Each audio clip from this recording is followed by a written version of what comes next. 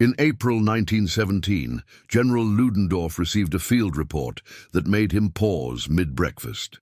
American soldiers had arrived at the Western Front, and the German officer observing them wrote something peculiar. They fight like no European army, not better or worse, but fundamentally different, as if they learned war from another planet. What Ludendorff held in his hands that morning was the first scientific observation of a phenomenon that would shatter 4 years of military certainty. The Americans were coming, and they would transform the mathematics of war itself. Before we jump back in, tell us where you're tuning in from, and if these history tales fascinate you, make sure you're subscribed, because tomorrow I've saved something extra special for you. The first real encounter came at Cantigny on May 28, 1918, and it shattered every German assumption about warfare. The Americans attacked through a poison gas cloud that should have stopped them cold, advanced 800 yards through machine gun crossfire calculated to require 15,000 men, yet they did it with 4,000. German artillery observers positioned on the high ground reported something their training manuals said was impossible. American soldiers were singing while advancing under shell fire, not battle hymns or marching songs, but popular tunes from back home, their voices carrying across the cratered landscape as shells exploded around them. The singing bothered the Germans more than the attack itself. European soldiers advanced in grim silence, faces set against the horror, minds focused on survival. These Americans seemed to approach death as if it were merely an inconvenience, a problem to be solved, rather than a fate to be endured. One German lieutenant wrote to his family, "We face an enemy who does not understand that war is hell, or perhaps understands but simply doesn't care." The ecosystem of trench warfare had remained stable for 3 years through a brutal equilibrium. Both sides understood the mathematics of attack and defense, the calculus of artillery preparation and infantry advance, the geometric certainty of machine gun fields of fire. Millions had died, but the system itself was predictable, governed by rules that both sides acknowledged, even as they sought advantages within those rules. Then suddenly, the system faced an invasive species that didn't follow the established patterns. General Max von Gallwitz commanded the sector at Belleau Wood in June 1918, and what he witnessed there violated every principle of German tactical doctrine. American Marines attacked without proper artillery preparation, the kind of sustained, methodical bombardment that was supposed to precede any serious assault. They advanced through terrain that German engineers had specifically selected as impassable for infantry assault: dense woods, ravines, fields of interlocking fire. When German defenders repulsed the first attack, the Americans immediately attacked again, and again, and again, 6 times in one day. German training manuals explicitly stated that exhausted troops could never sustain repeated attacks. The physical and psychological toll of assault, especially failed assault, would break unit cohesion within 2 or 3 attempts. Yet Gallwitz watched American units maintain offensive momentum through 6 separate attacks, each one driven forward with the same aggressive energy as the first. His staff calculated the impossibility. The Americans should have lost cohesion. After the second repulse, dissolved into defensive positions after the third, abandoned the field after the fourth. Instead, they kept coming. The mathematical models that governed German military science failed spectacularly in the face of American behavior. German staff officers had calculated that American forces would need 6 months to adapt to the unique demands of trench warfare. European armies had learned these lessons slowly, painfully, through years of bloody experimentation. The Somme, Verdun, Passchendaele, these names marked not just battles, but evolutionary stages in the development of modern warfare. Americans would need time to absorb these lessons, time to transform their civilian army into an effective fighting force. They were combat effective in 6 weeks. The precision machinery of war that Germany had perfected over 40 years of military science suddenly encountered something that operated on entirely different principles. It was like watching precision. Clockwork encounter, raw electricity. Both were forms of power, both were effective, but they functioned according to such different rules that neither could predict the other's behavior. German generals had spent decades studying how European armies fought, developing doctrine and training that exploited known patterns of enemy behavior. The Americans rendered that expertise nearly worthless by simply not behaving according to any recognized pattern. At the Marne, American units absorbed artillery barrages that should have forced retreat, then advanced through their own smoke and gas as if the bombardment had been an opening ceremony rather than an attempt to destroy them. German observers recorded American soldiers helping wounded comrades while still under fire, something European doctrine explicitly forbade as tactically unsound. The Americans seemed to value individual lives more than Europeans did, yet paradoxically accepted higher casualties to achieve objectives faster. They spent lives like water in the attack, then moved heaven and earth to save those same lives during evacuation. The contradiction made no tactical sense. Supply patterns mystified German intelligence. American units consumed resources at rates that should have been unsustainable. Where German soldiers received one hot meal every 3 days during active combat, Americans demanded 3 hot meals daily and usually got them. German troops carried ammunition calculated to last a specific number of firefights. Americans seemed to operate on the assumption that ammunition was infinite. When German units captured American positions, they found stockpiles of material that exceeded German monthly allocations, just sitting in a trench. The behavioral ecology of these military aliens suggested they came from an environment of such abundance that they had never developed European instincts for conservation. A German soldier knew how to make do with limited supplies because he had grown up in a world where everything was rationed, managed, controlled. American soldiers behaved like people who had never known shortage, who assumed that if they needed something, it would simply arrive. The terrifying thing was that their assumption kept proving correct. By July 1918, the mathematical impossibilities had mounted into an equation that German staff officers couldn't solve. Americans were landing troops at rates that exceeded German calculations of maximum possible capacity. The German General Staff, the finest military analytical organization in the world, had determined that the Atlantic crossing, available shipping, port capacity and logistical infrastructure could support maximum 70,000 American soldiers arriving monthly. In July alone, 250,000 Americans landed in France. The numbers didn't just exceed German estimates, they made those estimates look like primitive guesswork. Either German intelligence had catastrophically failed to understand American capabilities, or Americans were operating according to mathematical principles that German military science didn't recognize. Field reports suggested the latter. American engineering battalions were building infrastructure at speeds that violated everything Germans knew about construction. Roads that should have required 3 months appeared in 3 weeks. Railway spurs that German engineers would have carefully planned over 6 months materialized in 30 days. Telephone networks that should have taken specialized teams months to install were functioning within weeks of American units arriving. Captain Rudolph Binding commanded an observation post overlooking American positions at Chateau Thierry in July, and what he witnessed there disturbed him more than the combat itself. During a brief lull in fighting, American soldiers organized a baseball game in a field 600 yards from the active combat zone.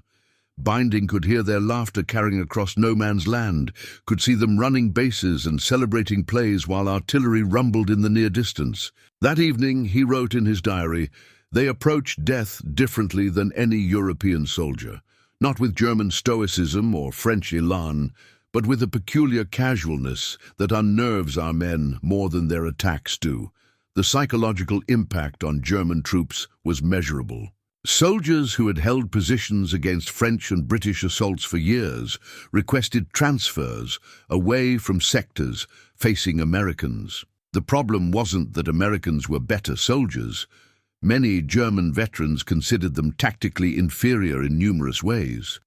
The problem was that Americans were unpredictable in ways that undermined defensive preparation. A German soldier could steel himself for a dawn attack because dawn attacks followed predictable patterns. Americans might attack at dawn, or noon, or midnight, or not at all. They might probe defenses for days, then suddenly launch a massive assault, or they might hit hard immediately without warning. German units began adapting through forced proximity to these military aliens, their tactical evolution accelerating as they tried to counter American unpredictability. Officers started allowing more initiative to junior leaders because American attacks moved too fast for centralized command to respond effectively. Machine gun teams developed new positions that could shift rapidly because Americans somehow kept finding and destroying static positions. Artillery observers learned to request priority fire support earlier because American attacks accelerated so quickly that standard response times arrived too late. The organic process of military evolution, normally measured in years or decades, compressed into weeks as the German army mutated under pressure from an enemy that fought by different rules. Old patterns broke down, new patterns emerged. The army that had dominated European warfare for half a century found itself scrambling to adapt to an opponent it barely understood. An opponent that seemed to have learned war on an entirely different planet than Europe.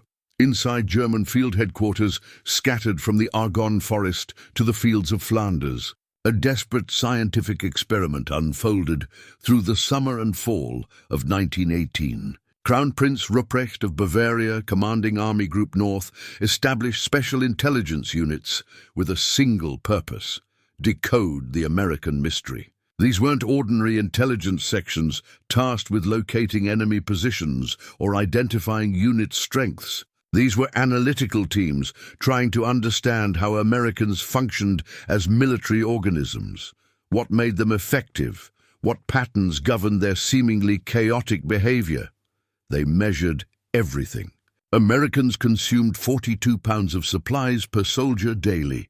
German soldiers consumed 14 pounds. The threefold difference seemed like obvious waste until the intelligence teams dug deeper into what those supplies accomplished. American soldiers maintained better health, recovered faster from wounds, fought with higher morale. The waste wasn't waste at all. It was investment that paid tactical dividends German efficiency couldn't match. American artillery batteries fired 12,000 rounds in preparatory barrages, where German doctrine prescribed 3,000 rounds for the same objective. Again, the initial assessment was waste, American excess, poor fire discipline. Then German intelligence analyzed the results. American barrages achieved 90% target destruction. German barrages, carefully calculated and efficiently executed, achieved 60% destruction.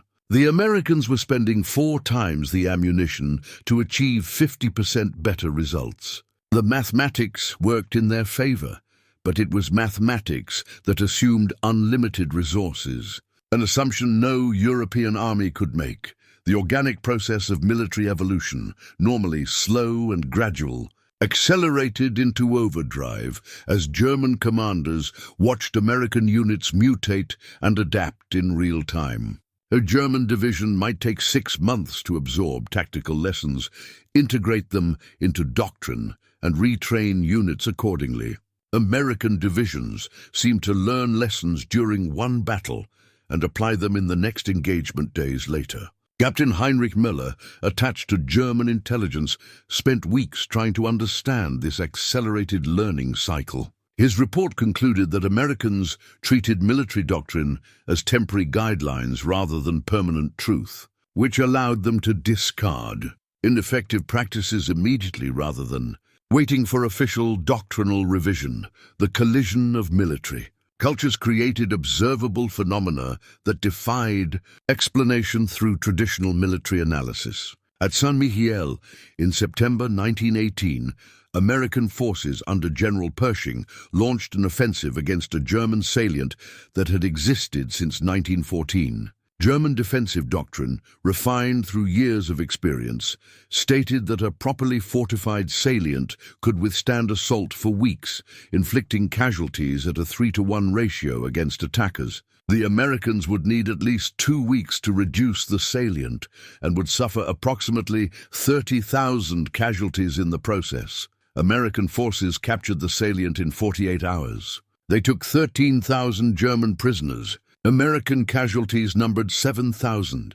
Every number violated German defensive calculations. The speed of advance exceeded what German models said was physically possible given terrain conditions and defensive preparations. The prisoner count suggested either catastrophic German defensive failure or American offensive capabilities that operated outside known parameters. The casualty ratio was exactly inverted from what doctrine predicted. General von Gallwitz, who had observed Americans since Belleau Wood, wrote in his diary that evening, "They ignore our rules because they don't know them, and somehow this ignorance becomes strength. A German soldier who knows a position is impregnable will not waste lives attacking it. An American soldier who doesn't know it's impregnable will attack anyway, and sometimes impossibly succeed." Their ignorance of military science makes them dangerous in ways that expertise cannot counter. The statement captured something fundamental about the American phenomenon. European military science had evolved to minimize waste of lives, waste of material, waste of time. Centuries of limited resources had bred armies that calculated carefully before committing. Americans seemed to come from a world where resources were so abundant that waste didn't matter, where the fastest route to victory was worth any expenditure. This wasn't stupidity or recklessness. It was operating according to an entirely different set of constraints. German intelligence officers compiled behavioral profiles that read like natural history descriptions of exotic species. Americans maintained equipment at extraordinary rates. German observers estimated that maintenance patterns suggested every third American soldier had received training as a mechanic. When American prisoners were interrogated about this, it turned out the actual figure was closer to every other soldier. The Americans came from a society so mechanized that basic mechanical knowledge was nearly universal. German soldiers could march all day, but might not know how to change an engine belt. American soldiers could change an engine belt, but complained constantly about marching. The natural selection of industrial warfare had produced a new species of soldier adapted to mechanical, rather than martial environments. American troops treated trucks and artillery pieces the way cavalry treated horses, as living things requiring constant care. They personalized their equipment, naming vehicles and weapons, which German doctrine considered unprofessional, but which resulted in better maintenance and equipment longevity. An American artillery crew might spend hours adjusting their guns' mechanisms to shave seconds off firing time. A German crew followed procedures exactly as prescribed and considered any modification to be dangerous deviation from tested doctrine. Both approaches worked, but they produced different results. German artillery was reliable, consistent, predictable. American artillery was quirky, individualistic, but often faster and more responsive. German commanders knew exactly what their artillery could accomplish. American commanders sometimes got more than doctrine said was possible, because some crew had figured out an unauthorized shortcut that happened to work. The supply networks revealed the deepest mysteries. German logistics officers spent weeks trying to map American supply chains, following the flow of material from ports to forward positions. What they discovered challenged everything they knew about military logistics. Americans had essentially built a parallel industrial infrastructure inside France. Where German supply depended on railroads built decades earlier, now damaged by years of war, Americans simply built new railroads. Where German logistics carefully managed stockpiles at central depots, Americans scattered supplies everywhere, seemingly trusting that abundance would compensate for inefficiency. Major Friedrich Altrichter, the German army's leading logistics theorist, studied captured American supply manifests and wrote an analysis that circulated among senior staff. His conclusion was that American logistics operated on principles of redundancy rather than efficiency. Germans moved supplies along single optimal routes. Americans moved supplies along multiple suboptimal routes simultaneously. If one American supply route was interdicted, 3 others continued functioning. The system looked wasteful on paper, but proved remarkably resilient in practice. German artillery could cut a supply route and create a crisis in a German or French sector. Cut an American supply route, and they barely noticed because supplies were flowing from 5 other directions. This redundancy required enormous resources to maintain, but it made American logistics nearly impossible to disrupt through conventional interdiction. It was another example of Americans solving problems by overwhelming them with resources rather than through elegant planning. The medical system particularly fascinated German observers. Americans evacuated wounded soldiers with a speed and efficiency that seemed to value individual lives above tactical considerations. German doctrine stated that medical evacuation should not compromise tactical operations. American doctrine seemed to state that tactical operations should not compromise medical evacuation. Ambulances moved through active combat zones. Field hospitals operated within artillery range. Americans would risk multiple lives to save one wounded soldier, something German officers considered mathematically unsound, but which resulted in wounded Americans returning to duty at twice the German rate.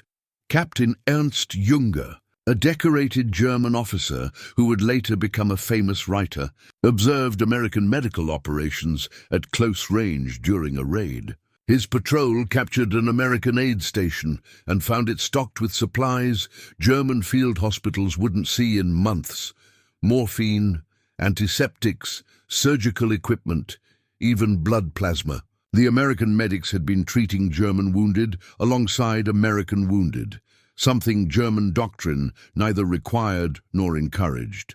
Junger later wrote that the experience troubled him more than combat because it revealed an enemy that valued life in ways that seemed incompatible with the necessities of war, yet somehow remained militarily effective.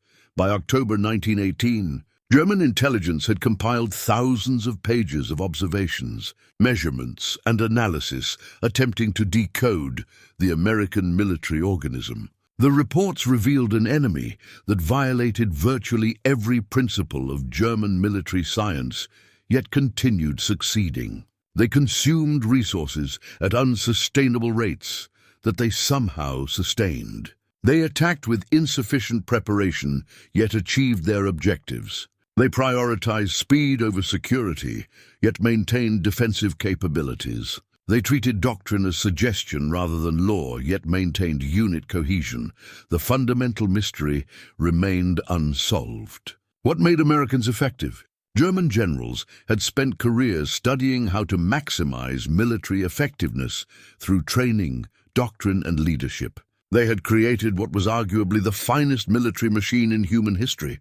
Then Americans had arrived and achieved comparable results through methods that looked like organized chaos. Either everything German military science believed was wrong, or Americans represented something genuinely new, a military culture that had evolved in isolation from European constraints and had adapted to warfare in fundamentally different ways. Colonel Hans von Zicht, who would later rebuild the German army between the wars, wrote the most penetrating analysis of the American phenomenon. He concluded that Americans brought industrial principles to military operations. Where European armies organized like medieval guilds, specialized, hierarchical, focused on craft excellence, Americans organized like factories, flexible, redundant, focused on throughput.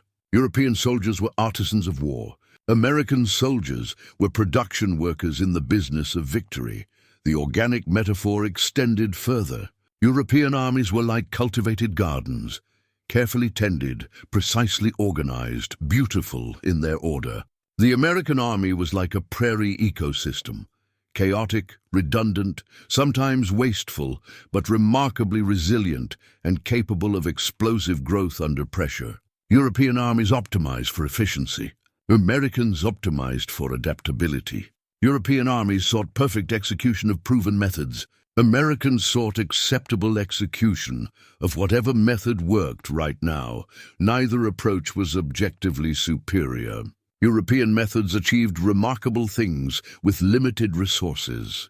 American methods achieved remarkable things by ensuring resources were never limited. The tragedy for Germany was that the question of which approach was superior had already been answered by the autumn of 1918. The answer lay not in doctrine or training, but in simple mathematics. No matter how efficiently Germany used its resources, America had more resources to use inefficiently. The garden was being overrun by the prairie, and all the careful cultivation in the world couldn't stop it.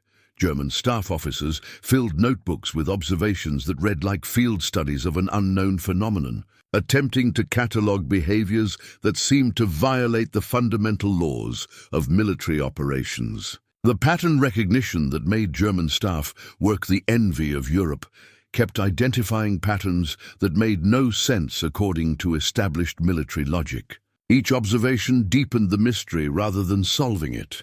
Americans telephoned coordinates for artillery strikes. This simple fact appeared in dozens of field reports, always accompanied by expressions of disbelief. German artillery doctrine required written orders for fire missions. Written orders created accountability, prevented miscommunication, established a paper trail for after-action analysis. Telephone calls were too imprecise, too vulnerable to mishearing, too lacking in formal structure. Yet American artillery batteries received fire missions via telephone and delivered accurate fires consistently. The informality didn't degrade effectiveness. Somehow it enhanced responsiveness. German observers timed the process. From identification of target to first rounds landing, German artillery averaged 12 minutes. American artillery averaged 6 minutes. The American advantage came entirely from eliminating the time required to write, transmit, and confirm written orders. They had sacrificed precision and accountability for speed, and in the fluid environment of modern warfare, speed won. German artillery would eventually deliver more accurate fires. But American artillery delivered adequate fires twice as fast, and in combat, adequate fires now beat perfect fires eventually. American infantry units advanced on verbal commands, shouted above gunfire. German units needed detailed written operations orders distributed to all subordinate commanders before any major movement. The German system ensured everyone understood their role, their objectives, their coordination with adjacent units. The American system ensured units moved immediately when opportunities appeared. German platoon leaders might spend 30 minutes reading and digesting operations orders. American platoon leaders might spend 30 seconds hearing "move up and take that position," then figure out details during execution. Both systems had merits. German operations unfolded with precision and coordination. American operations unfolded with speed and flexibility. But the American approach worked only because American soldiers possessed initiative and judgment that German doctrine didn't assume of common soldiers. A German private was trained to execute orders, not interpret situations. An American private was expected to make tactical decisions if his sergeant was killed. The American system trusted individuals. The German system trusted the system. The mathematical impossibilities mounted throughout the summer and fall of 1918. By July, Americans were landing 250,000 soldiers monthly, when German calculations proved maximum capacity was 70,000. German intelligence rechecked the numbers repeatedly. Port capacity, ship availability, Atlantic transit times, logistics infrastructure, every factor was measured and calculated. The mathematics were sound. The conclusions were wrong. Lieutenant Colonel Walter Nicolai, chief of German military intelligence, personally investigated how Americans were exceeding calculated capacity. His report identified multiple factors that German planning had underestimated or failed to consider entirely. Americans were using civilian ships converted to troop transport faster than German intelligence could track conversions. American ports were loading troops using multiple shifts around the clock, achieving utilization rates German planners considered unsustainable. Americans were accepting reduced cargo capacity per ship in exchange for faster turnaround times. They had essentially doubled theoretical maximum capacity by refusing to accept theoretical limits. The ammunition expenditure presented another mathematical crisis. General Ludendorff's staff presented him with detailed calculations in August, proving that American ammunition expenditure would bankrupt the United States within 6 months. The numbers were unassailable. American forces were firing artillery shells, machine gun rounds, and rifle ammunition at rates that exceeded total American industrial production capacity as measured by German industrial intelligence. Either Americans were about to run out of ammunition, or German intelligence had catastrophically underestimated American industrial capacity. American production increased 500% between January and October 1918. German factories, operating at maximum capacity for 4 years, had achieved incremental increases through marginal improvements in efficiency. American factories had apparently redesigned production processes, built new facilities, and expanded existing operations simultaneously. German industrial analysts studying captured American equipment found manufacturing techniques that shouldn't have been possible with American industrial infrastructure as German intelligence understood it. Americans had built new infrastructure while fighting a war, something European nations hadn't managed even in peacetime. The behavioral patterns of American soldiers defied everything European military evolution had established about combat psychology. Captain Rudolf Binding's observation post at Chateau Thierry overlooked American positions for 3 weeks in July, and his detailed journal entries catalogued phenomenon after phenomenon that made no sense through the lens of European military experience. Americans played baseball 600 yards from active combat. Binding watched through field glasses as they marked baselines, organized teams, and played actual games while artillery rumbled in near distance. Their laughter carried across no man's land on quiet evenings. German soldiers found this behavior incomprehensible and vaguely threatening. European soldiers near combat were tense, focused, mentally preparing for violence. Americans seemed to compartmentalize, treating combat as a job they performed during certain hours, then relaxing completely during off hours. Binding wrote in his journal, "They approached death differently than any European soldier. Not with German stoicism, which acknowledges death's inevitability and faces it with dignity. Not with French elan, which charges toward death as if enthusiasm could deflect bullets, but with a peculiar casualness that unnerves our men. Americans behave as if death is an industrial accident that happens to other people, unlikely enough to ignore until it happens. This attitude should make them ineffective soldiers.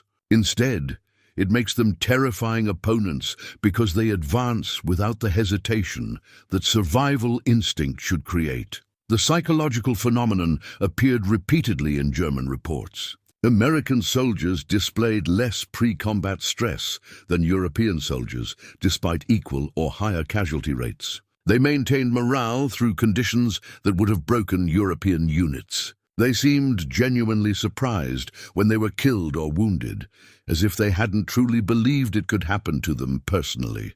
This wasn't stupidity. American units showed appropriate tactical caution. It was something deeper, a cultural attitude toward mortality that diverged from European fatalism. German soldiers reported Americans sharing chocolate with prisoners. This appeared in dozens of after-action reports with notes about how it affected German morale. A German soldier captured and expecting harsh treatment would be given chocolate by his captors and engaged in friendly conversation despite not sharing a common language. The psychological impact was significant. German propaganda portrayed Americans as brutal gangsters. Actual Americans handed out candy and asked about prisoners' families. The cognitive dissonance undermined will to resist in ways that propaganda couldn't counter. Americans repaired captured German vehicles for their own use, which German doctrine considered logistically inadvisable. German and American equipment used different parts, different fuel, different maintenance procedures. Integrating captured equipment into supply chains created complications that outweighed any benefit. Americans didn't care. If they captured a working German truck, they used it until it broke, then cannibalized it for parts. Their maintenance personnel could apparently work on anything mechanical, regardless of origin. German mechanics were trained on specific equipment. American mechanics seem to have learned underlying mechanical principles that transferred across equipment types. American telephone communications somehow functioned through artillery, barrages that should have severed every wire. German signal officers investigated this phenomenon extensively because it violated physical laws. Artillery strikes cut telephone wires. This was observable fact established through 4 years of warfare. Yet Americans maintained telephone contact through barrages that demonstrably included the grid squares where their telephone wires ran. The investigation revealed that Americans were running multiple redundant telephone lines along different routes and using civilian telephone equipment that allowed rapid rerouting around damaged segments. When German signals used one carefully laid line, Americans used 4 hastily laid lines. When German repairs required specialized signal troops and proper procedures, Americans had infantrymen splicing wires with whatever materials were available. The American approach looked unprofessional. It worked. The ecosystem adapted through forced proximity. German units facing Americans began adopting American hand signals because American units used them constantly, and German soldiers learned to recognize them. German officers started allowing more verbal orders because written orders arrived too slowly to counter American maneuvers. German supply units began stockpiling more material forward because American raids destroyed carefully organized rear area depots. The tactical evolution accelerated as German doctrine bent under pressure from an opponent that fought by different rules.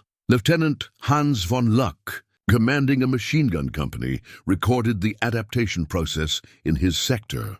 Initially, his unit followed doctrine precisely, carefully positioned machine guns, interlocking fields of fire, ammunition rationed to maximize defensive duration. American attacks overran these positions through sheer aggressive momentum. Von Luck adapted. He positioned guns for rapid displacement rather than optimal fields of fire. He stockpiled extra ammunition. He authorized his gun crews to open fire without orders if they identified targets. His unauthorized modifications violated doctrine, but increased survival rates and defensive effectiveness against Americans. Von Luck's company wasn't unique. Throughout the German army, junior officers and non-commissioned officers were making similar adaptations, creating a bottom-up evolution of German tactics forced by American behavior. Senior German commanders noticed but couldn't formalize these changes into doctrine because the changes worked specifically against Americans and might be counterproductive against French or British forces. German tactics were diverging based on opponent, something that complicated training and coordination but proved necessary for survival. The cultural collision revealed itself in small details that accumulated into comprehensive difference. Americans treated officers with casual respect that shocked German observers. American enlisted men addressed officers by rank, but without the formal deference German discipline required. American officers shared foxholes with enlisted men, something German caste structures made unthinkable. Yet American units maintained discipline and followed orders, proving that military effectiveness didn't require European-style formality. American units included non-white soldiers in support roles and occasionally combat roles. Another phenomenon that confused German observers: European armies were ethnically homogeneous by design. American armies mixed whites, blacks, recent immigrants, and indigenous people into single organizations. German racial theorists insisted this should create cohesion problems and effectiveness issues. American units functioned effectively regardless, suggesting that German racial theories were either wrong or irrelevant to military operations. The technological sophistication paradox particularly puzzled German analysts. Americans deployed advanced technology, trucks, aircraft, sophisticated communications equipment at scale that dwarfed European usage. Yet individual American soldiers often displayed less technical knowledge than German counterparts. The paradox resolved when analysts realized Americans were treating technology as tools rather than systems. A German soldier understood how his equipment worked. An American soldier understood how to use his equipment. The difference seemed subtle, but had profound implications. American mechanics could fix anything because they understood mechanical principles. German mechanics could perfectly maintain assigned equipment because they had memorized procedures. Put both mechanics in front of unfamiliar equipment, and the American would experiment until he figured it out, while the German would search for the proper manual.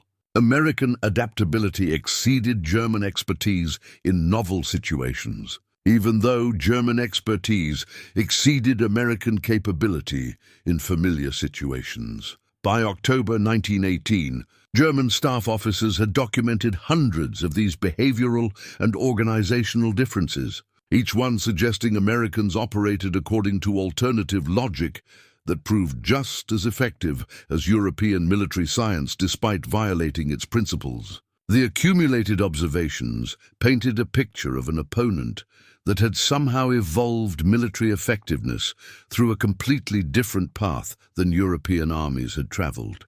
The implications were profound. If Americans could achieve comparable military effectiveness through alternative methods, then perhaps European military science wasn't universal truth, but rather one possible approach among many. Perhaps the principles German officers had learned as laws of warfare were actually conventions that worked within European constraints but weren't fundamental requirements of military effectiveness. Perhaps Americans were effective precisely because they hadn't learned European constraints, leaving them free to develop methods that Europeans would have rejected as impossible. By August 1918, the mathematical reality crushed German hopes with the weight of industrial logic that no amount of tactical brilliance could overcome. The 100 Days Offensive revealed American military power as an exponential function, a curve climbing toward infinity,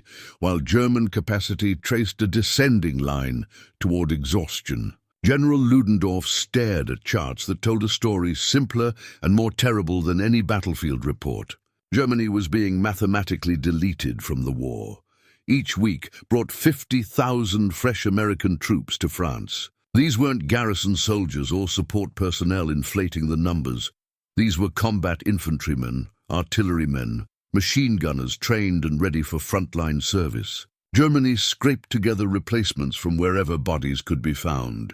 15-year-old boys with weeks of training stood alongside 50-year-old veterans recalled from retirement. The German army was consuming itself, burning through its seed corn, deploying soldiers who should have been in school or had earned rest after decades of service. Ludendorff calculated his reserves with the grim precision of a doctor examining a dying patient. 70 divisions remained in strategic reserve, numbers that would have seemed adequate a year earlier. But half of those divisions were at 50% strength or below. Combat, disease, and exhaustion had hollowed them out. A division at 50% strength wasn't half as effective as a full-strength division. Combat effectiveness degraded exponentially below certain manning levels. These divisions existed on paper but could barely function in combat. The Americans fielded 42 divisions at full strength, with 2 million more soldiers training stateside. Each American division was larger than a German division, containing roughly 28,000 men compared to the German 12,000. The numerical disparity was crushing, but worse than the numbers was the trajectory. American strength was increasing while German strength decreased. The lines on Ludendorff's charts crossed in August and diverged rapidly thereafter. By October, the mathematical gap would be insurmountable. By November, it would be absurd. The equation was unsolvable through military means. Germany could win individual battles through superior tactics and defensive positioning.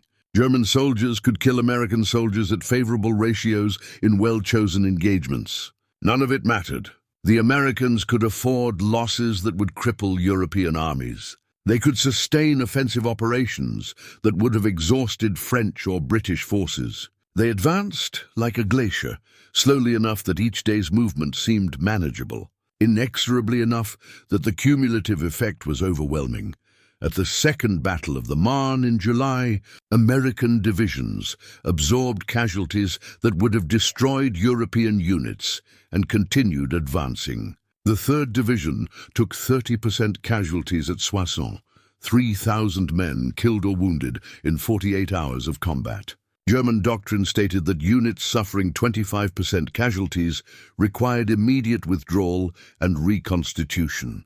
At 30% casualties, a unit ceased to be combat effective and risked complete dissolution. The 3rd Division attacked again the next day. German officers watching this phenomenon struggled to explain it. How could a unit that had lost nearly a third of its strength maintain offensive capability? The mathematics didn't work. Combat effectiveness depended on unit cohesion, which depended on soldiers knowing and trusting the men around them. Casualties disrupted cohesion by removing familiar faces and creating gaps in the social network that held units together. At some point, enough casualties transformed a unit from a cohesive organization into a collection of frightened individuals. Americans seemed to reconstitute cohesion faster than Europeans. Replacement soldiers integrated into units more quickly. Soldiers who had lost close friends continued fighting effectively. The American military organism regenerated damaged tissue at rates that seemed impossible, according to European military medicine.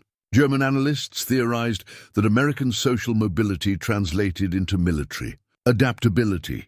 Americans were accustomed to forming new relationships quickly because American society was more fluid than European class structures. Soldiers who had moved multiple times in civilian life adapted faster to new military units. Whatever the cause, the effect was devastating for German defensive calculations. German doctrine relied on attrition reducing enemy offensive capability over time. Inflict enough casualties and attacking forces would culminate, reaching the point where they could no longer sustain offensive operations. Against French or British forces, this doctrine worked. Against Americans, casualties seemed merely to delay rather than prevent continued attacks. Americans would pause to replace losses, then resume attacking with what appeared to be undiminished vigor.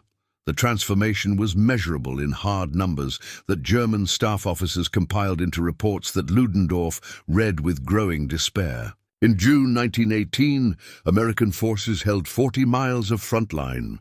By November, they held 120 miles. They had captured 26,000 prisoners, 468 artillery pieces, and advanced 40 miles through territory Germany had held for 4 years. The Meuse-Argonne offensive alone involved over 1 million American soldiers in sustained combat operations that lasted 47 days.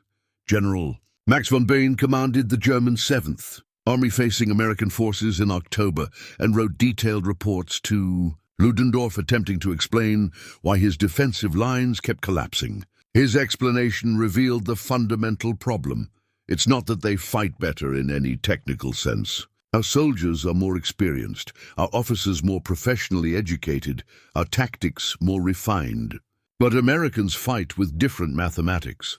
Where we calculate to minimize casualties, they calculate to minimize time. Where we measure success in yards of territory defended, they measure success in objectives captured. We are playing chess while they are playing speed checkers, and somehow speed checkers is winning.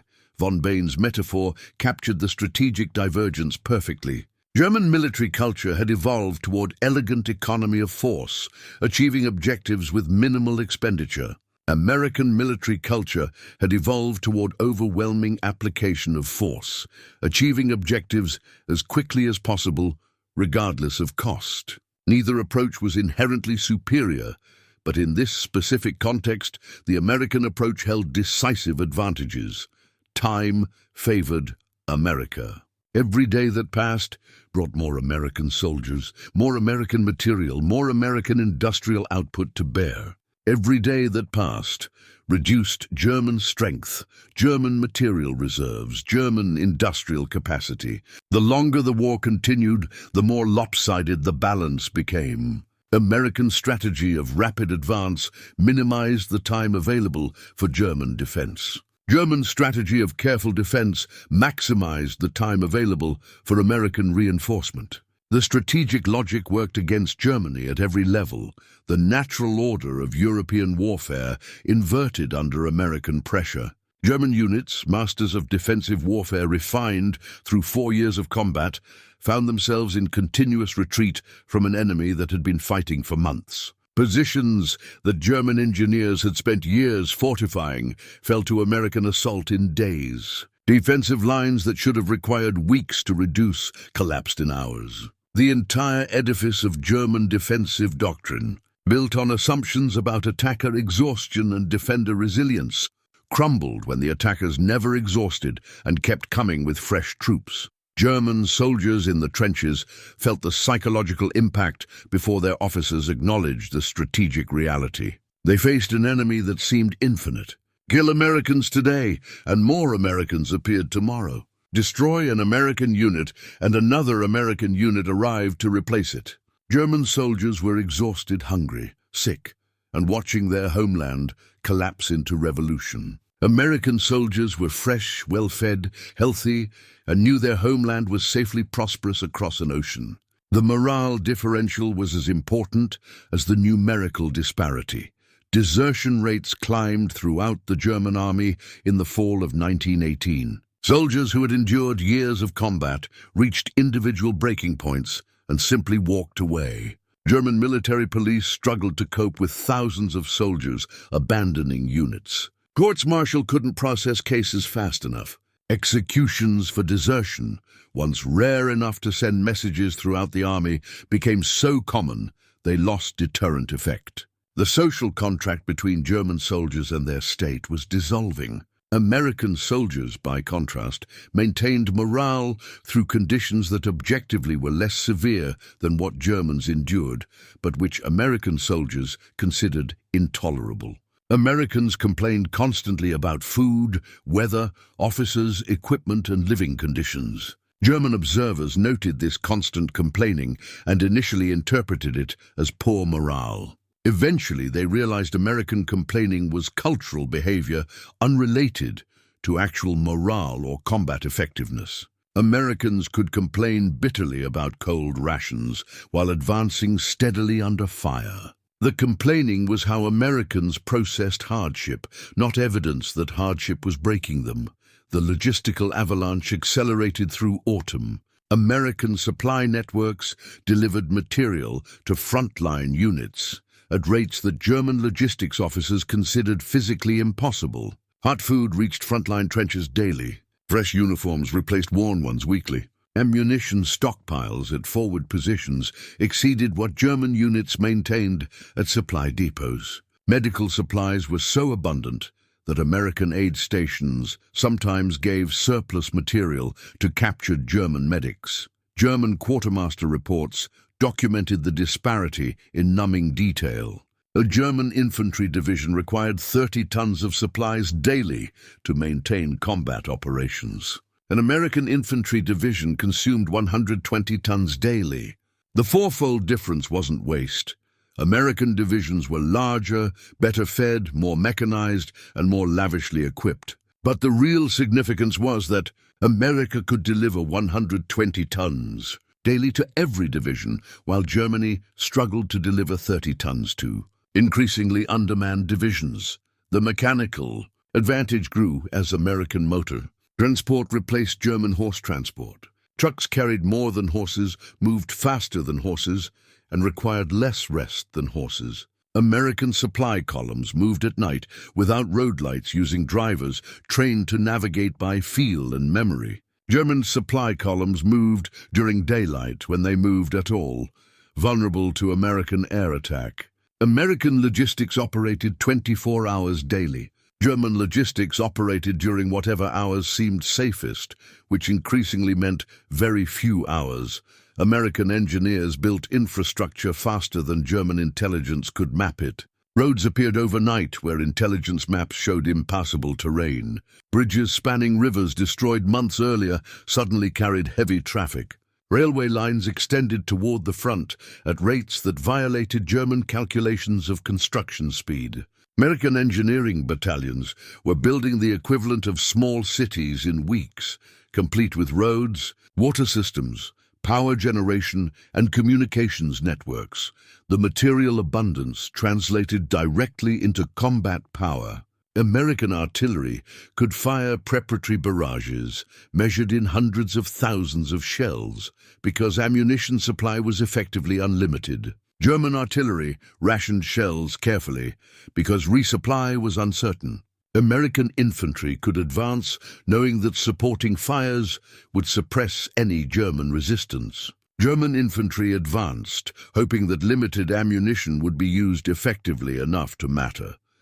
By November, the mathematical reality was undeniable even to German optimists. The war was lost. Not lost in the sense of being disadvantaged or facing difficult odds, but lost in the sense that continuation was physically impossible. German armies could retreat or surrender, but they could no longer meaningfully resist. The American avalanche had achieved mathematical inevitability. Every calculation showed German defeat.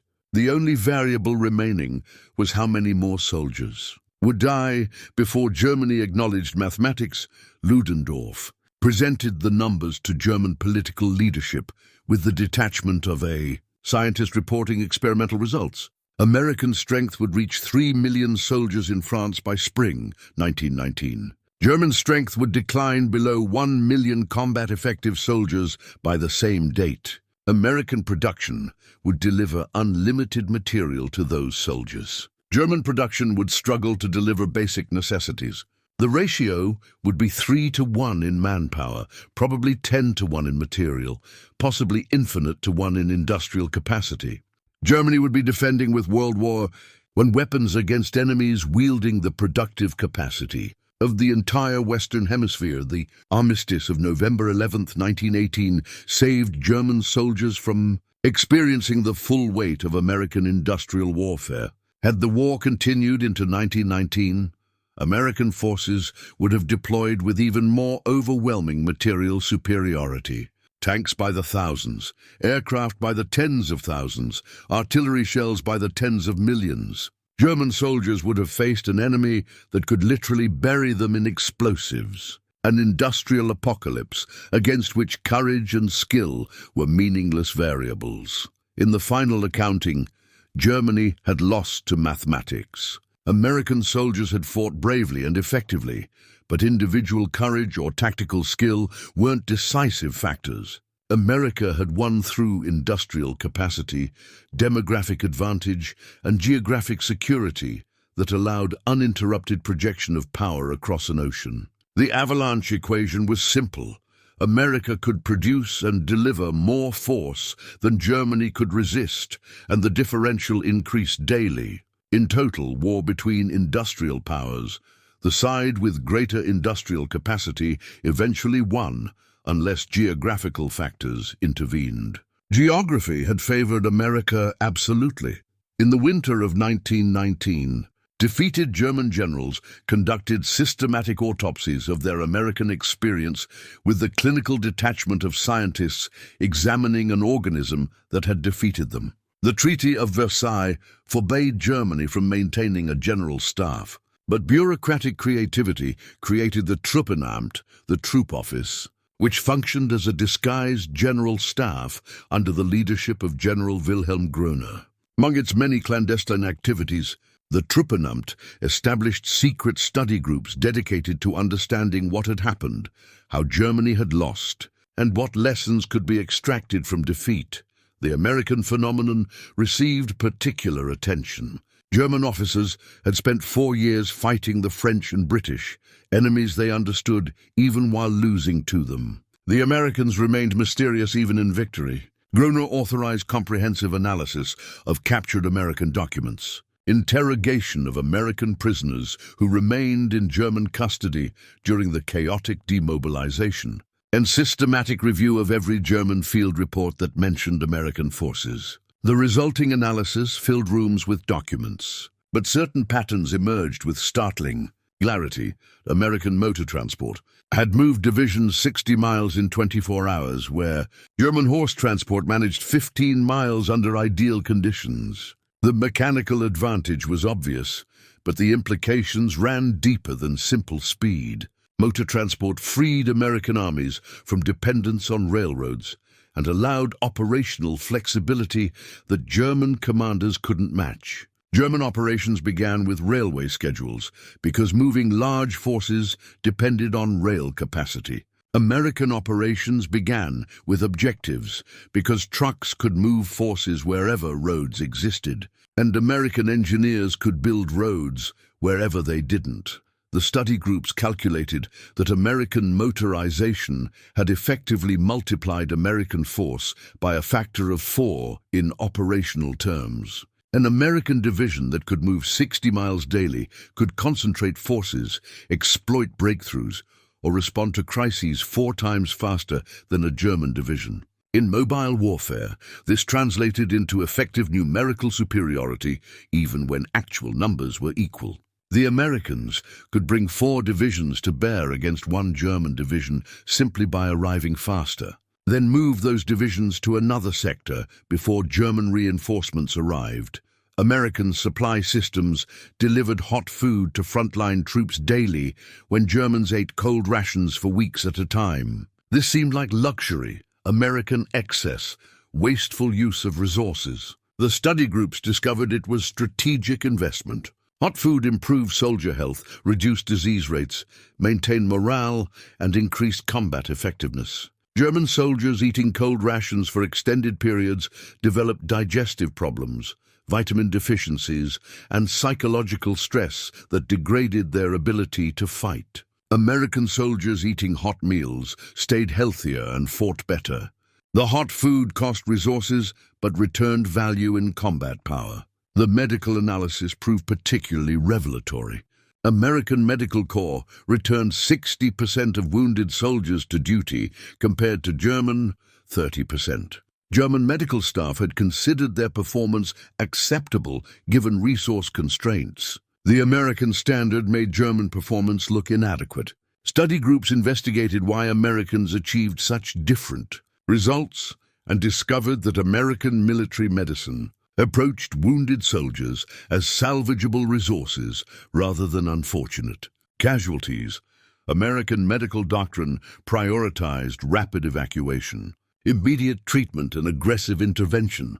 German doctrine prioritized treating the most salvageable casualties first and accepting that many wounded would die or be permanently invalided. American field hospitals operated like factories repairing damaged equipment.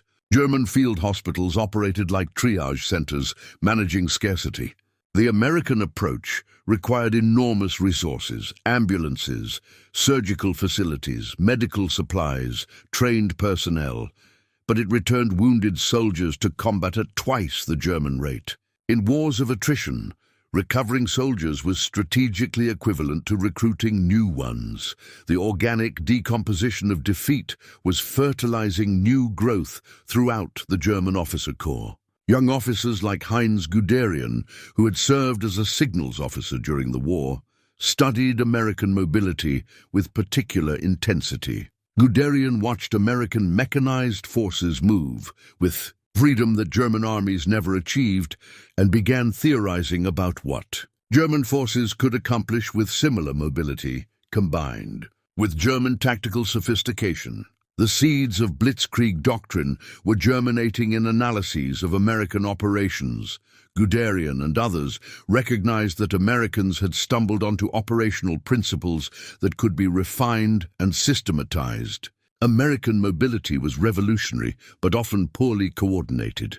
American attacks were aggressive, but sometimes tactically unsophisticated. What if German tactical excellence could be combined with American operational mobility? What if the precision of German staff work could direct forces with American speed and range? The combination might achieve decisive results that neither American power nor German skill could achieve independently.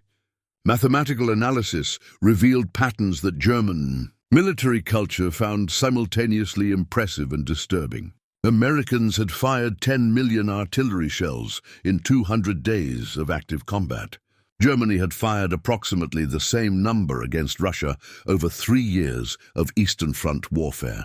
The American rate of fire was roughly 15 times higher than German rates. German artillery doctrine, refined over decades, sought to achieve maximum effect with minimum expenditure. American artillery doctrine sought to achieve maximum effect as quickly as possible, with expenditure as a secondary consideration. Colonel Georg Bruckmüller, Germany's artillery genius who had revolutionized German firing techniques, studied American artillery patterns with professional fascination. American methods were crude by German standards, less sophisticated targeting, less precise timing, less elegant fire planning. But American artillery achieved devastating effect through sheer volume of fire. Bruckmüller calculated that Americans achieved similar overall destruction to German methods while accepting much higher ammunition expenditure and somewhat lower precision per shell. The comparison revealed philosophical differences in military thinking. German artillery sought elegant sufficiency, exactly enough shells fired exactly correctly to achieve precise effects. American artillery sought overwhelming certainty, enough shells to guarantee target destruction, even if many shells were technically wasted. German methods worked better when ammunition was limited. American methods worked better when time was limited. In mobile warfare, time mattered more than ammunition, giving Americans practical advantages despite technical inferiority. American engineers had built 2,000 miles of telephone wire monthly, created 12 railheads from nothing in contested territory, and constructed hospitals capable of treating 100,000 wounded simultaneously within 6 weeks of breaking ground. German engineering standards were higher. American construction was hasty, sometimes sloppy, occasionally unsafe. But American construction was fast and functional, which proved more valuable than slower. Perfect construction in wartime conditions. The study groups documented American engineer units building a railway bridge across the Meuse River in 4 days that German engineers estimated would require 2 weeks using proper methods. The American bridge wasn't as elegantly designed as a German bridge would have been. It carried traffic safely, and operational requirements were met 8 days faster than German methods would have achieved. In warfare, adequate results now beat perfect results eventually. The logistical archaeology unearthed wonders that seemed impossible even with documentary evidence. Americans had somehow deployed ice cream machines at the front lines. Multiple German reports mentioned American soldiers eating ice cream in forward positions. The study groups initially dismissed these reports as mistakes or exaggerations until they examined captured American supply documents that listed ice cream machines in equipment inventories. Americans had dedicated cargo space, fuel, and personnel to producing ice cream for soldiers, while German soldiers went days without hot food. The ice cream became symbolic of the resource disparity between America and Germany. Germany fought total war, mobilizing every resource for military purposes, rationing civilian consumption to maximize military supply. America fought limited war, maintaining high civilian consumption while simultaneously supporting massive military operations. The contrast suggested that American industrial capacity was so vast that military requirements were barely noticeable drains on total production. Germany had strained every sinew of industrial capacity to sustain 4 years of war. America had apparently fought major ground combat while barely breaking stride in its economic development. The evidence accumulated like archaeological sediment, layer after layer of data revealing the shape of American military power. 14,000 trucks in France by war's end, when German motor transport numbered in the hundreds. 3,000 aircraft deployed, when German air forces flew aircraft counted in dozens per sector. Field telephones issued to platoon level, when German company commanders shared single telephones. Somehow, impossibly, American supply networks that delivered chocolate bars to individual soldiers as routine. Rations. German soldiers captured American positions and found stockpiles of equipment that exceeded German divisional allocations. American soldiers carried individual first aid kits that contained more medical supplies than German battalion aid stations. American rations included luxuries like candy, cigarettes, and coffee as standard issue. German rations increasingly consisted of black bread and thin soup. The material disparity wasn't just about military effectiveness. It revealed civilizational differences in productive capacity. The study groups reached conclusions that challenged fundamental assumptions of German military culture. Americans hadn't won through superior military skill or tactical brilliance. German tactical doctrine remained superior in most measurable ways. Americans won through overwhelming material superiority applied with adequate competence. In industrial warfare between modern nations, material superiority proved decisively more important than tactical sophistication. Germany had optimized for tactical excellence. America had optimized for industrial output. Industrial output won. This conclusion had profound implications for future German military planning. If material superiority was decisive, then future German wars must either be fought with material superiority or structured to avoid material contests. The strategic options were limited. Develop German industrial capacity to match potential enemies, or develop operational doctrines that could achieve decisive results before enemy material superiority became overwhelming. The first option seemed unrealistic, given Germany's resource limitations. The second option became the foundation for interwar German military development. Officers like Guderian, Manstein, and students studied American operations, not to copy American methods, but to understand how German advantages could be maximized before American-style material superiority could be brought to bear. If German forces could achieve operational decisions quickly through superior mobility and coordination, wars might be won before becoming material struggles that Germany would inevitably lose. The Blitzkrieg doctrine that emerged in the 1930s was partially a response to lessons learned from American operations. In 1918, the Americans hadn't just defeated Germany militarily, they had revolutionized warfare itself. The combination of industrial production, mechanical mobility, and aggressive offensive doctrine that Americans brought to the Western Front represented a new paradigm in military operations. European armies had evolved slowly through centuries of limited wars fought with scarce resources. The American military had evolved in isolation from European constraints and had adapted to warfare in ways that leveraged American advantages in industry and resources. The archaeological study of American methods revealed an army that treated war as an industrial problem requiring industrial solutions. Where European armies sought to minimize resource expenditure through skillful employment, Americans sought to overwhelm problems through resource application.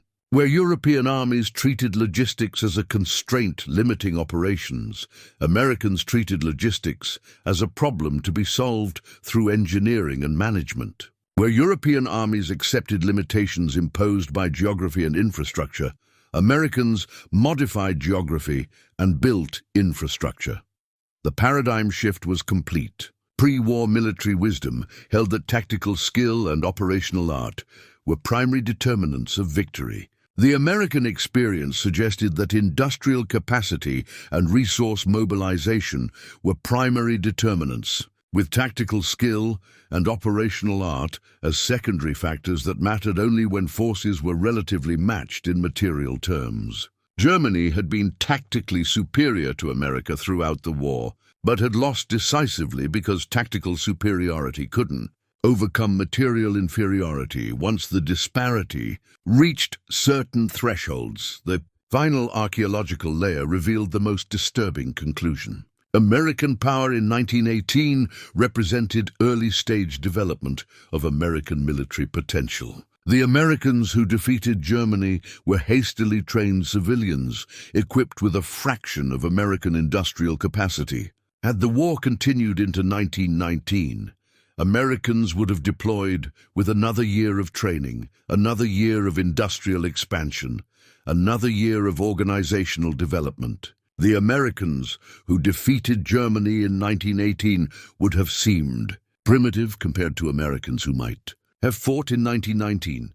Germany had surrendered, not to the full weight of American power, but to the initial application of American power, the first experimental deployment of a military system that would only grow more formidable with time and experience. The avalanche that buried Germany in November 1918 was merely the leading edge of a potential landslide. The archaeological evidence suggested that America possessed military potential beyond anything European military science had encountered. Potential that had barely been tapped during the brief American participation in the war. The implications for future conflicts involving America were ominous for any potential opponent.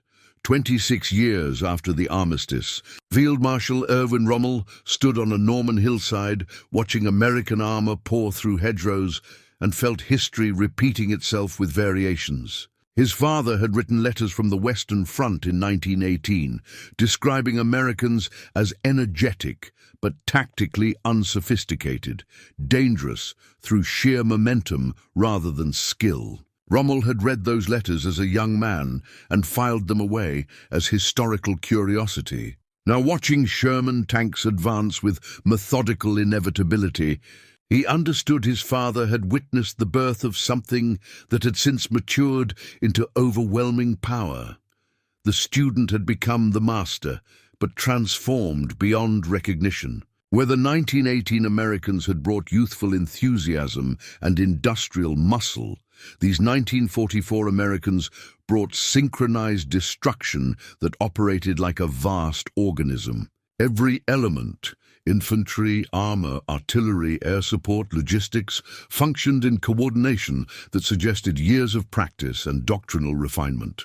German generals who had studied Americans as dangerous curiosities in the Great War now faced them as polished conquerors, who had learned from that earlier experience and evolved. Accordingly, General Gerd von Rundstedt, commanding German forces in the West, reported to Berlin in July 1944.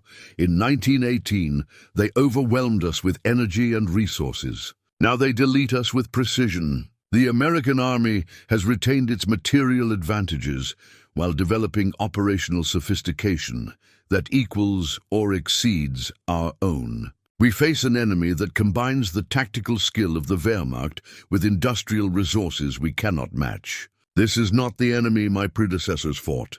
This is that enemy's fully developed form. The mathematical progression stunned even veterans of the first encounter. Americans landed 160,000 men on D-Day, more soldiers than had arrived monthly during the entire year of 1918. The scale of the Normandy invasion exceeded anything attempted in the Great War. 5,000 ships, 11,000 aircraft, and logistical planning that moved an entire army across the English Channel with industrial efficiency. German observers, who had considered American logistics impressive, in 1918 discovered that earlier performance was crude experimentation compared to current capability. The logistics defied comprehension. Through European frameworks, Americans built artificial harbors from sunken ships called mulberries that unloaded thousands of tons of supplies daily where no port existed. They laid underwater pipelines called Pluto that pumped fuel directly from England to France. They deployed floating hospitals, floating workshops, and floating warehouses. The Americans had apparently decided that if geography didn't provide necessary infrastructure, they would simply build infrastructure independent of geography. Ice cream barges appeared in the Pacific Theater. German intelligence officers reading these reports assumed translation errors until photographic evidence confirmed that Americans had built ships specifically for producing ice cream to supply Pacific Island bases. In Europe, Coca-Cola bottling plants followed combat units, sometimes establishing operations within weeks of territory being captured. Americans were fighting global war while maintaining peacetime levels of consumer amenities for their soldiers. The resource abundance that had seemed impressive in 1918 now appeared essentially unlimited. Field Marshal Albert Kesselring commanded German forces in Italy and calculated American bomber formations with the detachment of an accountant tallying bankruptcy figures. American bombers dropped more explosives on Germany in 1 month than Germany had dropped on Britain in 5 years of sustained bombing campaign. The disparity wasn't close, it was orders of magnitude different. American bomber streams numbered hundreds of aircraft, escorted by hundreds of fighters, appearing daily regardless of weather or German opposition. German bomber forces at their peak had numbered dozens of aircraft per mission. The precision of American operations had evolved beyond the crude enthusiasm of 1918. American fighter bombers destroyed specific buildings, bridges, and vehicles with accuracy that suggested intimate intelligence and sophisticated targeting. American artillery fired time-on-target missions where shells from multiple batteries arrived simultaneously on targets, a technique requiring coordination and communication that earlier American forces hadn't possessed. American infantry advanced behind, rolling barrages with timing that suggested the forces were operating as integrated systems rather than independent units that happened to be fighting together. The organic evolution was complete. American military culture had grown from an aggressive vine into a forest that shadowed continents. The enthusiastic but somewhat disorganized force of 1918 had matured into a professional military machine that combined American material advantages with tactical sophistication, learned through 2 decades of study and several years of combat experience. German officers who had once written dismissive reports about American tactical primitiveness now wrote surrender documents acknowledging defeat by forces that had surpassed German capability in most measurable categories. Rommel himself embodied the evolution of German understanding. As a young officer, he had read about Americans with mixture of respect and condescension, admiration for their spirit, doubt about their military competence. Now, commanding against Americans in Normandy, he recognized an enemy that had learned every lesson Germany could teach while retaining advantages Germany couldn't match. His reports to Berlin carried undertones of fatalism. Germany could win tactical victories through local superiority or defensive positioning, but strategic victory was impossible against an enemy that grew stronger daily, while German strength diminished. The mobility that Guderian and others had admired in American 1918 operations had evolved into operational doctrine that the Wehrmacht couldn't counter. American armored divisions advanced with speed that matched or exceeded German panzer divisions, while maintaining supply lines that German forces couldn't sustain. American mechanized infantry rode in vehicles while German infantry still marched. American logistics moved on trucks, while German logistics still depended partially on horses. The mechanical advantage that Germany had studied and attempted to match had widened rather than narrowed.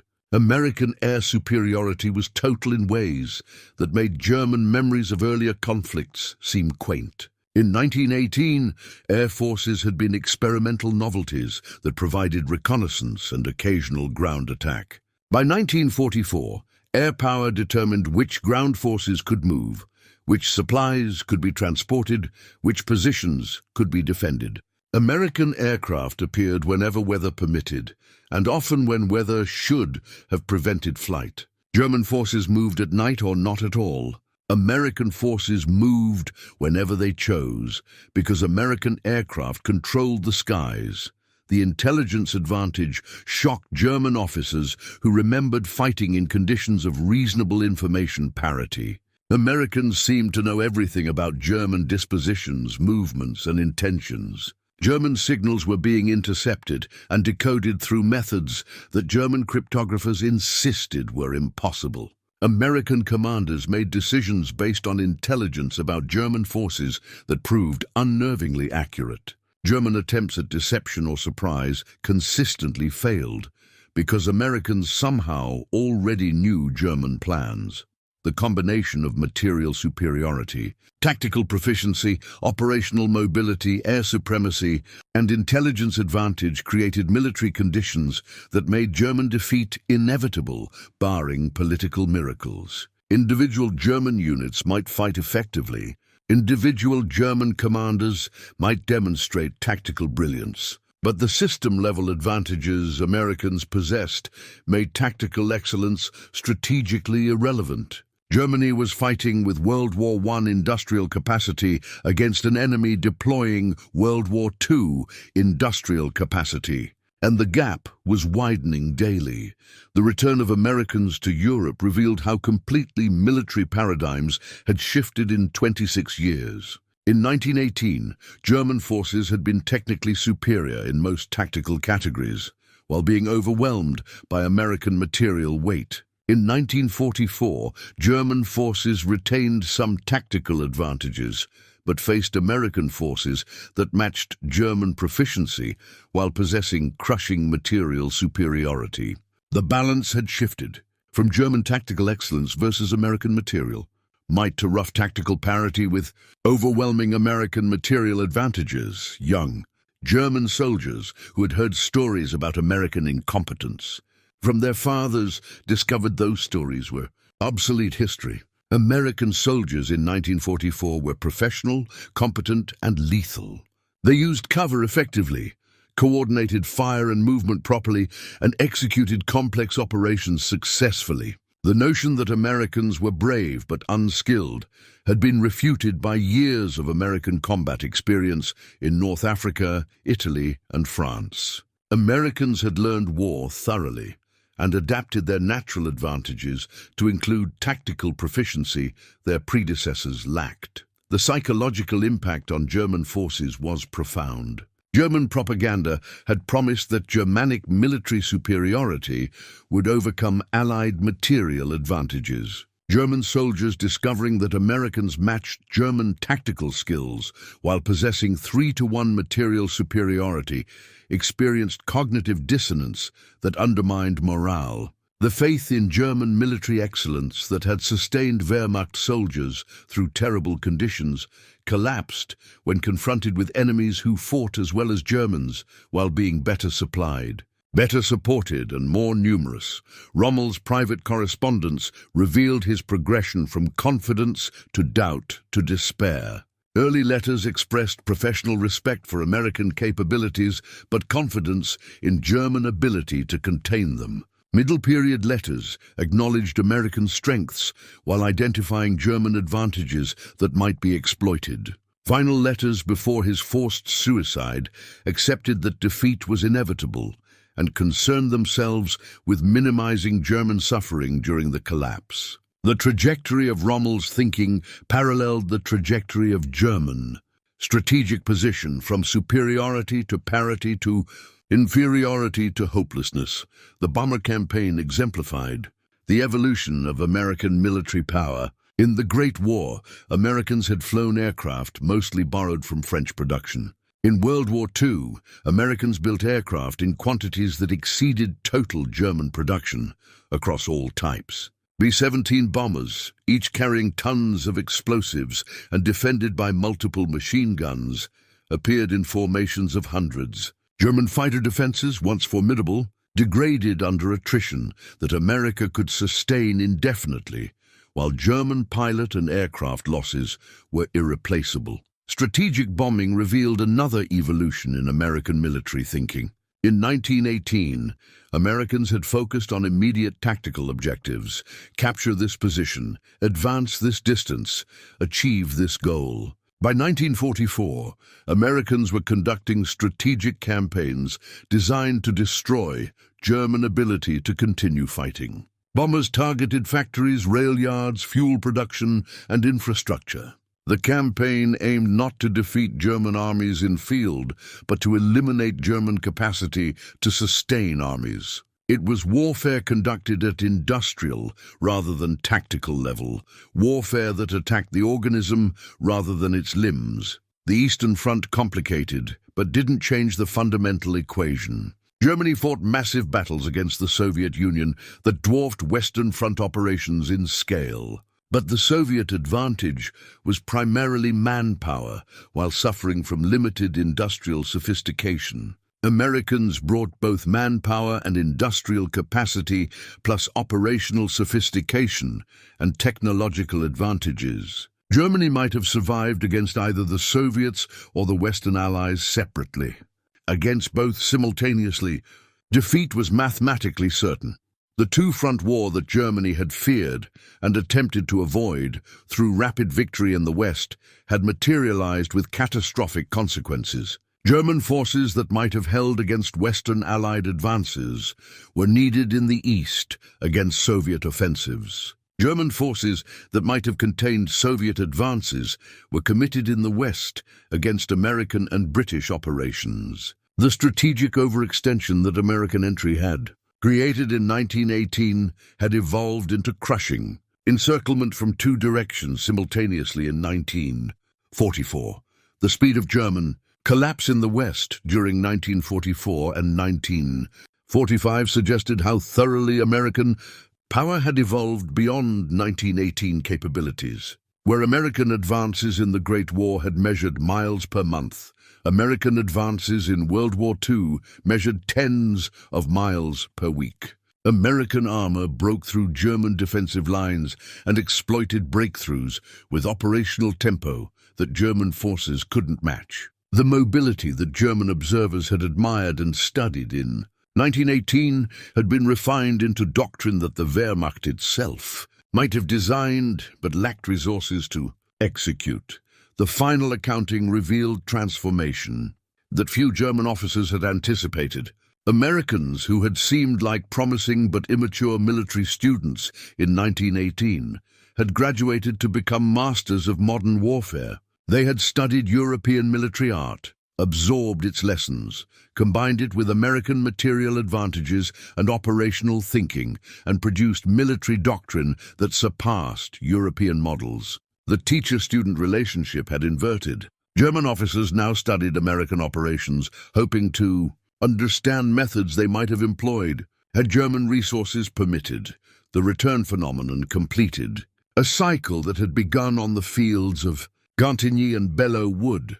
Americans had arrived in 1918 as enthusiastic amateurs with industrial backing. They departed in 1918 having learned war's basics while teaching Germans about American power. They returned in 1944 as professional warriors commanding industrial might that had matured into unstoppable force. German generals who had dismissed American military potential 26 years earlier, now surrendered to American armies that had fulfilled and exceeded that early potential. The military aliens who had confused and alarmed German observers in the Great War had evolved into the dominant military power of World War II, proving that the strange methods German officers had catalogued were not primitive aberrations, but the early stages of a military revolution. The conversation between German precision and American power created harmonics that still resonate through modern military institutions. In 1955, when West Germany joined NATO and began rebuilding military forces under Allied supervision, something unexpected emerged from the ruins of two world wars. German officers who had studied American methods as enemies now worked alongside American officers as allies. And the fusion of military cultures produced doctrine that neither nation could have developed independently. German staff officers brought meticulous planning processes refined through decades of military tradition. American officers brought logistical expertise and operational thinking, scaled to global dimensions. The combination proved remarkably effective. German precision in tactical planning, multiplied by American capacity for resource mobilization, equaled modern Western military doctrine. NATO staff procedures incorporated German attention to detail within American frameworks for joint operations. The result was military planning that achieved German thoroughness at American scale. The mathematical formula balanced in ways that the wartime relationship never had. German tactical excellence times American industrial might equals combined capability that exceeded what either nation possessed individually. German officers taught Americans systematic staff work and sophisticated tactical doctrine. American officers taught Germans logistics of global reach and integration of air-ground operations at theater level. The student-teacher relationship that had begun with Americans learning European warfare evolved into genuine partnership, where both sides contributed unique expertise. At staff colleges from Fort Leavenworth to Hamburg, officers studied historical documents from the World Wars with new perspective. Ludendorff's 1918 memorandum calling Americans tactically primitive but strategically overwhelming became teaching material that explained both German initial contempt and ultimate defeat. The memorandum captured the cultural collision perfectly. German focus on tactical elegance versus American focus on strategic objective. Neither approach inherently superior, but producing vastly different results in specific contexts. The analysis revealed patterns that transcended specific historical circumstances. Military effectiveness emerged from matching doctrine to available resources rather than from universal principles. German doctrine optimized for resource scarcity produced remarkable results within European constraints. American doctrine optimized for resource abundance produced different but equally remarkable results when applied with sufficient industrial backing. The lesson for NATO planners was that effective doctrine must align with actual capabilities rather than theoretical ideals. The symbiosis continued evolving through subsequent decades. In Korea during the 1950s, German military observers attached to UN forces watched Americans conduct operations that combined tactical sophistication with material abundance in ways that would have seemed impossible during either world war. American forces executed complex amphibious landings, sustained logistics over intercontinental distances, and coordinated air-ground operations with precision that demonstrated evolution. Beyond World War II capabilities, Vietnam, in the 1960s and 70s, revealed limitations of American material advantages when facing enemies who refused conventional engagement. German observers noted that American forces struggled against opponents who avoided direct combat, where American firepower advantages were decisive. The lesson reinforced understanding that material superiority guaranteed victory only when enemies were willing to fight conventionally. Against insurgents who dispersed rather than concentrated, American advantages in firepower and logistics were less decisive than in conventional warfare. The Cold War standoff in Europe created another laboratory for German-American military collaboration. NATO forces planning defense of Western Europe against potential Soviet invasion combined, German understanding of Central European terrain and Soviet tactical doctrine, with American nuclear umbrella and strategic mobility. The partnership worked because it leveraged complementary strengths, German local knowledge and tactical proficiency, defending home territory with American strategic depth and global reach, providing reinforcement and deterrence. In 1991, Operation Desert Storm demonstrated how thoroughly American military doctrine had evolved since Vietnam. German officers observing the campaign saw American forces execute operations with precision and coordination that vindicated decades of doctrinal development.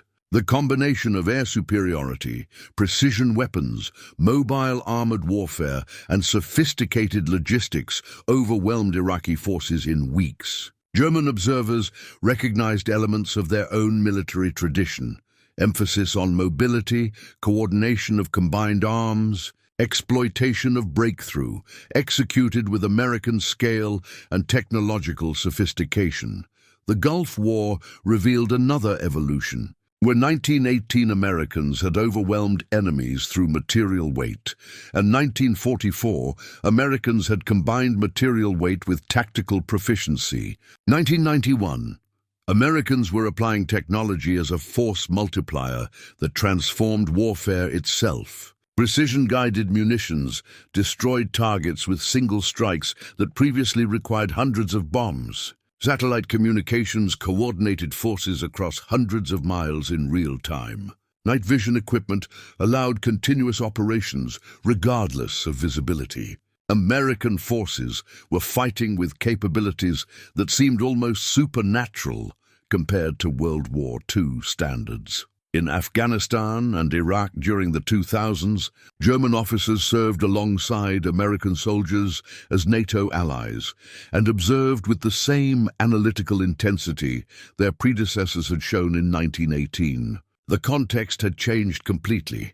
German and American soldiers were brothers in arms rather than enemies, but the fundamental dynamic persisted. Americans still consumed 40 times the supplies of local forces, still prioritized speed over deliberation, still confounded traditional military metrics. The patterns that German observers had documented nearly a century earlier remained recognizable, despite radical changes in technology and doctrine. General Wolfgang Schneiderhan, Chief of Staff of the Bundeswehr, wrote in 2008, "The question, what makes American soldiers unique, that my predecessors asked in 1918, remains relevant today. Americans operate by different constants in the military equation. Where European military tradition emphasizes efficiency and elegance, American military culture emphasizes effectiveness and scale. Where we seek to accomplish missions with minimal resources, Americans seek to accomplish missions with overwhelming resources. Neither approach is wrong. They reflect different historical experiences and different national capacities." Schneiderhan's analysis captured the continuity across nearly a century of military evolution. American soldiers in Afghanistan behaved recognizably similarly to American soldiers at Belleau Wood, despite technological revolution that had transformed warfare beyond anything imaginable in 1918. The cultural constants persisted: American casualness about formality, American assumption of resource abundance, American focus on mission accomplishment over procedural correctness, American willingness to improvise rather than follow doctrine rigidly. German officers serving in joint headquarters observed American planning processes with mixture of admiration and bemusement. Americans would develop multiple contingency plans simultaneously rather than perfecting single optimal plan.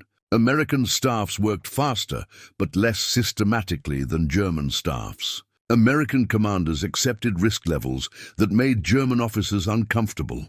Yet American operations generally succeeded, suggesting that American methods were well adapted to American circumstances, even if they violated European military sensibilities. The technological dimension added new complexity to old patterns. American forces deployed with equipment that cost orders of magnitude more than equivalent German equipment. An American infantry squad carried communications equipment, night vision devices, and precision weapons worth hundreds of thousands of dollars. A German squad carried adequate equipment worth much less. Both were effective, but the American approach assumed unlimited resources, while the German approach assumed careful resource management. The philosophical difference from 1918 persisted into the 21st century.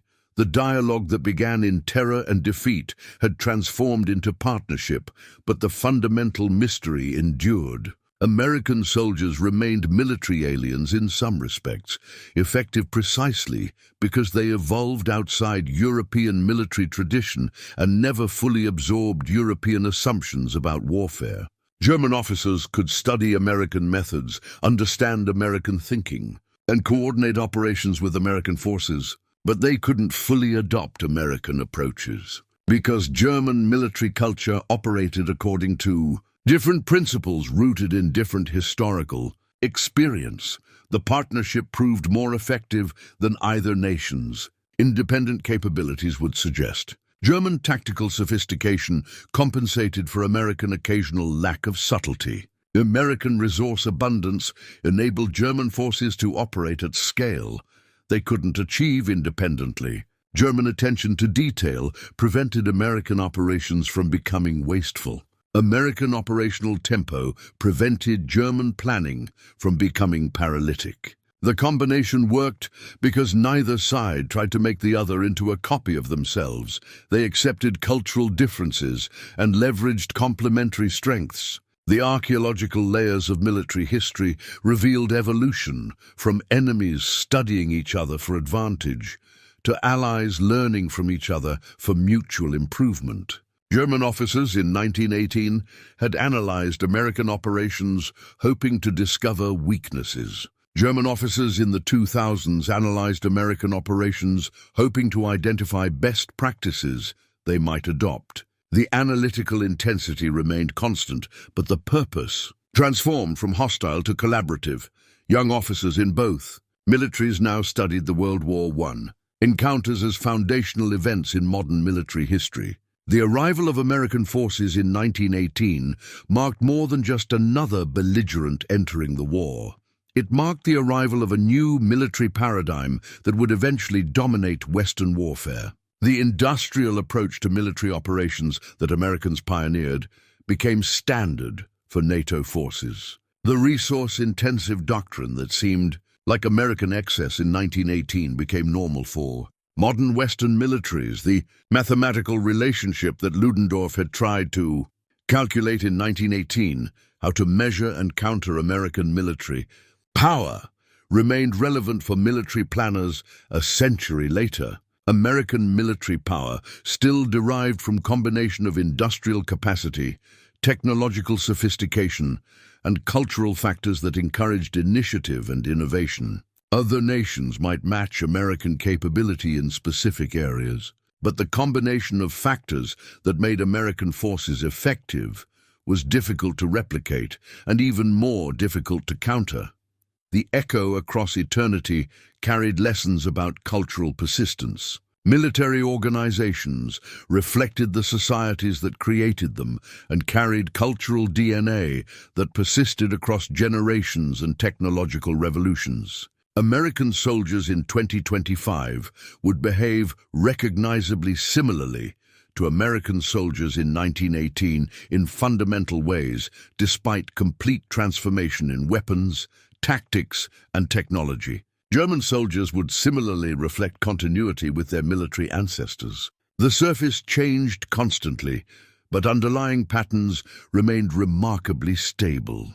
The conversation between military cultures that began at Cantigny continued at Staff College Leavenworth, at NATO headquarters in Brussels, at joint operations centers in Afghanistan. German and American officers still approached problems differently, still thought about warfare according to principles shaped by different histories, still occasionally frustrated each other through cultural misunderstandings.